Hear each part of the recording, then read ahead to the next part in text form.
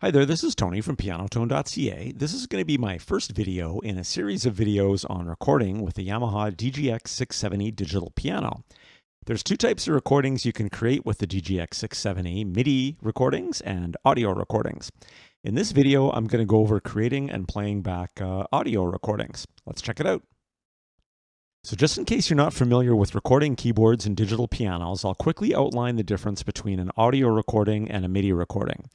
An audio recording is pretty simple to describe. It is a single file that contains all the sounds that your piano generated during your recording, as they sounded when you made the recording.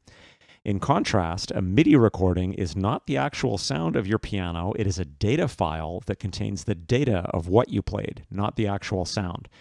So it will save what notes you played, how hard you hit them, how long you held them, was the sustain pedal pressed, that kind of thing. And it will also record any rhythms or accompaniment in the exact same way. It doesn't record the sounds they generated, but the data of what was played. So the advantage of a MIDI recording is that you have a lot of flexibility in editing it after it's recorded, either on your keyboard, if your keyboard has that functionality, or within a DAW app, which is a digital audio workstation like GarageBand or Ableton or something like that. You can correct notes that were played incorrectly by manually adding, editing, or even deleting notes. And since MIDI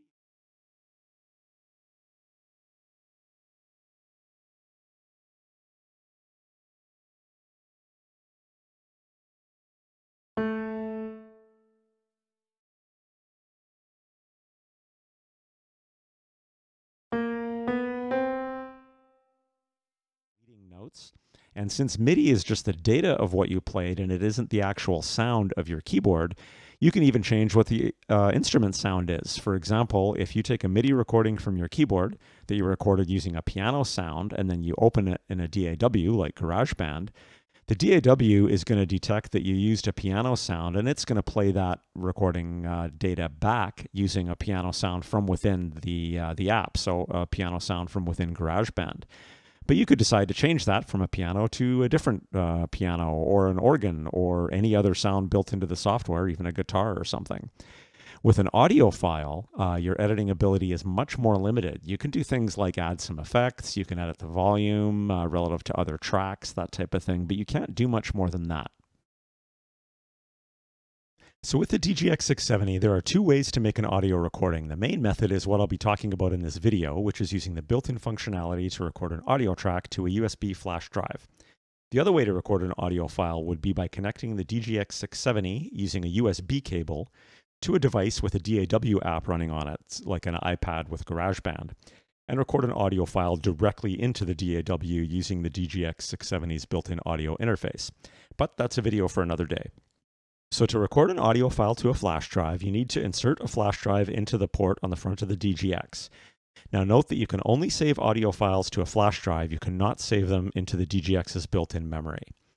So before we jump into the actual steps to record, I want to show you how to find, play, and work with the existing files on your flash drive. So I've just turned on my DGX, and if you look in the bottom right-hand corner of the screen, you see audio 001 shown there. That's because when you turn on the DGX, it will automatically load the first audio file that it sees on your flash drive. So if I press USB audio on the top right of the DGX, it will open up the audio recording in the playback screen. So you can see audio 001 is up at the top there. So from here, I could press play and listen to my file.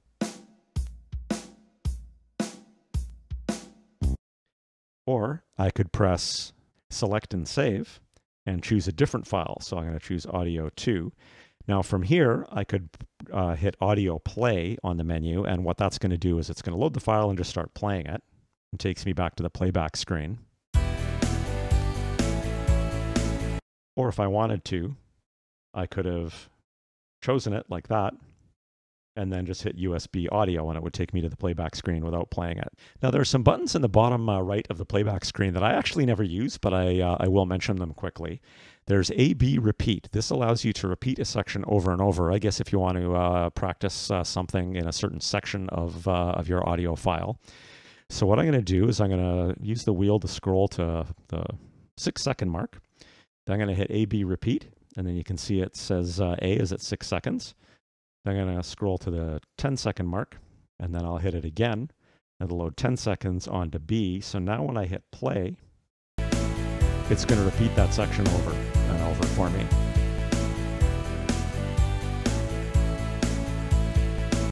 So then if I hit AB repeat once more, then it just cancels that out again. Now the setting button, this will allow you to configure some repeat settings. So that's got nothing to do with the AB repeating part of the song. This is actually to repeat the existing song or to go through all the different audio files you have on your flash drive in whatever folder you've got selected at the time. So for example, off means once it gets to the end of file, it's not going to repeat anything. Or if I go to single, it'll repeat it once. Or if I go to all, it's going to go to the next song and play that. Or if I go to random, it's going to play a random song on my flash drive. So I usually just leave that as off. Then there's a vocal cancel button. This is if you've got a song you're playing along to that has vocals in it and you want to sing. So you can turn the vocal cancel on. Sometimes this works on some recordings and sometimes it doesn't. I never personally use that, but it's there if you want to try it. Then there's audio volume, and then there's time stretch. Now what time stretch is going to do is actually, if it's over 100%, it's going to speed up playback, and under 100% is going to slow it down. So if I just crank this up and hit exit and hit play, that's a lot faster than it was before. If I go back in here to setting and go time stretch and go slower,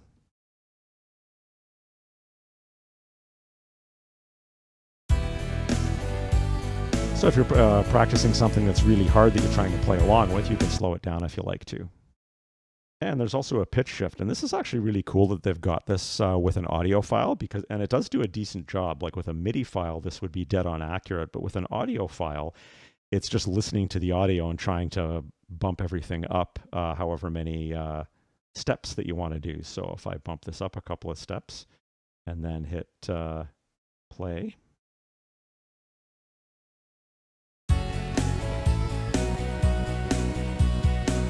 so it's basically trying to transpose this up 2 steps. And doing this with an audio file, to be honest, isn't easy, and it actually does a pretty good job. So I'm just going to turn that back off again. So if I hit exit and hit exit again, and then go back out to, this is my folder with a bunch of files. So these files are obviously named with default names that are assigned by the DGX, but you may have noticed I have another file in here with a custom name, which is this Let It Be backing track. This is a backing track I created in Band in a Box, so I can start playing that, and then I could start playing along if I want.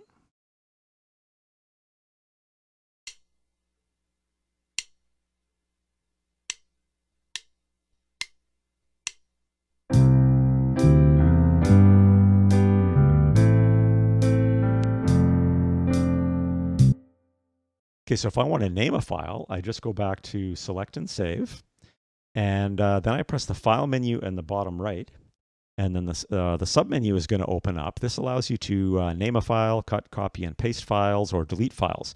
Now, the workflow here is a little bit weird. Even though I already, like, let's say I have Audio 002 selected, you'd think that I could just hit name, and it would name Audio 002, but regardless of which one of these functions that I choose, it's going to get me to select the file again. So I press name, and it says select a file. I'm already on Audio 002, so I'll go OK. And now I can rename this. So if I hit delete, and then I can just type whatever I want using the little keyboard buttons here. I'll just go AAA, and then hit OK. And then now you can see it's been renamed. So same thing, if I want to delete a file, I can just hit delete, and it's going to once again prompt me to select the file I want to delete. So I'm going to leave it on AAA, and I'll go OK. Do you want to delete that file? Yes. And now the file's gone. Now you might be wondering what cut, copy, and paste are for. Well, you can actually make folders and subfolders as much as you want on your flash drive, the same as you would do on a computer folder tree. So you can see I've got a cover songs file folder up here. That's exactly what that is. If I press close to exit the file menu, and then I navigate, and it doesn't turn yellow. I don't know why they don't have it turn yellow like they do with the files, but it doesn't. So, but if I do highlight cover songs, the folder, and then I hit enter, then you're going to see, you can actually see the full path on the USB drive down here. You can see that I'm in the cover songs folder, and there's actually nothing in there yet. So let's press the up arrow, and let's grab one of these songs. Let's grab Let It Be, and we'll go to the File menu, and then I'll choose Copy, and it asks me to select it. I've already selected it, so I go OK. And then if I go back to Cover Songs and hit enter to go in there, I can now go paste. You can see the paste is available. So now it's going to copy that file into this subfolder. Okay, so you can see it's pasted it into this folder, the Cover Songs folder. Now if I hit the up arrow to go back to the other main folder, you can see the file's still there. And I can go back into Cover Songs, and now you can see it's in both places. So how do you create a folder? Well, I'm in my subfolder of Cover Songs. This is super easy. All I have to do is hit the folder button. I'll just accept New Folder as the name. And then now you can see I've got a new folder within my subfolder of Cover Songs. If I hit enter to go into that one, you can see the path updates. So now it's Cover Songs, New Folder. So now if I hit the up arrow to go back, I'm going to hit delete, and I'm going to hit enter, choose new folder, and then go OK, and that's going to delete that folder and all of its contents. So it's up to you if you want to use folder trees to organize your files or not, or just leave them all in one big folder. But that's how you find and work with your audio files. So now let's record one. So what gets included in an audio recording on the DGX-670? In short, everything. It's going to include your playing. It will record whatever voice or voices you've selected at the time, and it will also include any rhythms or accompaniment you have playing at the time, any audio you're streaming into the piano at the time from an external source, and it will include your vocals if you have a mic connected and enabled. So basically, you will get a recording of everything you would be hearing out of your headphones or speakers, all combined into a single file. And what kind of a file will this be? It will be a CD quality WAV file, which is awesome. Okay, so let's record something. I'm going to choose a 60s pop rock style. And I'm going to turn on the accompaniment. Actually, it's already on. Then I'm going to press the mic setting. Now, my mic that I'm using right now is actually plugged into the DGX. And that's how I'm recording this video. But if I was singing, I could add some reverb, but I'm not going to bother doing that. It would get recorded, but I don't want to keep talking to you with this annoying reverb on, so I will turn it off. But you would do this if you're going to record your vocals on your song. You'd put in some reverb and maybe some chorus or whatever you like. So now I'm going to press USB audio. Okay, so now even though audio 001 is sitting there, as soon as I press record, it's actually going to start recording on a new track anyway. So I don't have to worry about is this going to overwrite audio 001? It won't. It's going to make a new track. You can see it's gone up to audio 009. So I'm going to turn my sync start on here. And then I'm going to hit play and then start recording.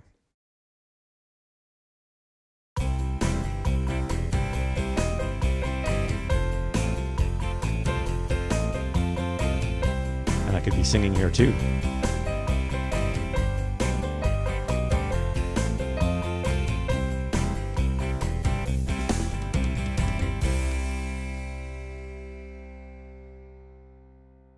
Stop on the rhythm and stop on the audio player, and now I've got a new audio track recorded, so I can hit play.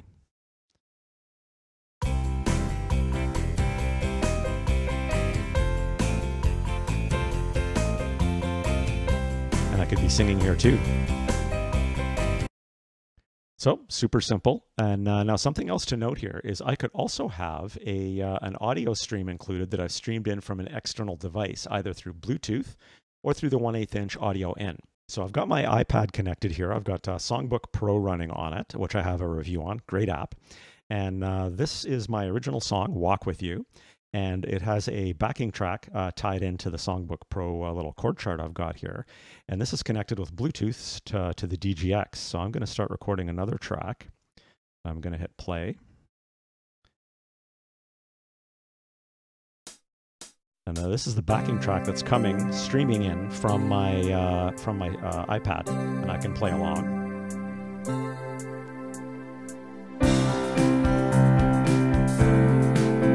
I can sing.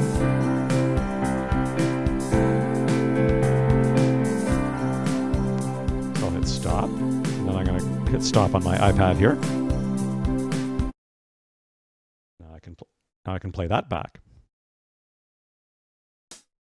And this is the backing track that's coming, streaming in from my iPad, and I can play along.